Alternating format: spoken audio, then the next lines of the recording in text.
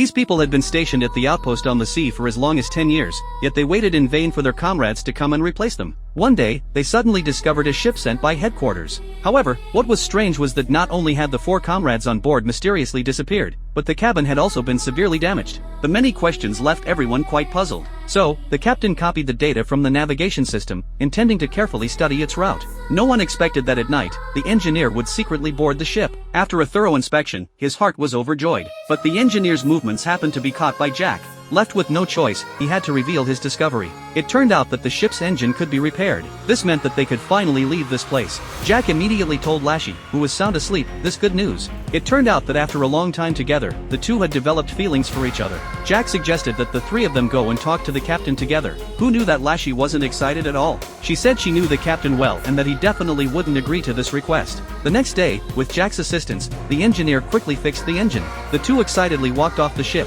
only to run into the captain. He directly refused Jack's request and said that until the soldiers replacing them arrived, no one was allowed to leave the outpost. Jack was about to argue with the captain, but the captain showed no mercy and directly took out the pistol at his waist. Fortunately, with Lashy's persuasion, the captain finally agreed to sit down and discuss together. After some discussion, the captain decided to first send 2 people to leave the outpost by ship. After reaching the action center, they would have headquarters send another team over to take over or bring back information and supplies. Lashy volunteered to stay, and the captain naturally couldn't leave. So, only Jack and the engineer could drive the ship back. However, just as the 2 were packing their luggage, the watchtower once again sounded a piercing alarm. It turned out that the radar had detected another unidentified ship. Because the distance was relatively close this time, the captain ordered to directly sink it with artillery. But Jack discovered that the ship he had towed back before was gone. And now, the target they were attacking was the only hope of leaving here. It seemed that the captain wanted to completely cut off their thoughts of leaving, so he deliberately loosened the cable to let the ship drift away. After learning the truth, the engineer could no longer endure it. Even in the face of the gun, he didn't back down at all. Who knew that the captain would unhesitatingly pull the trigger, but only hit his ear?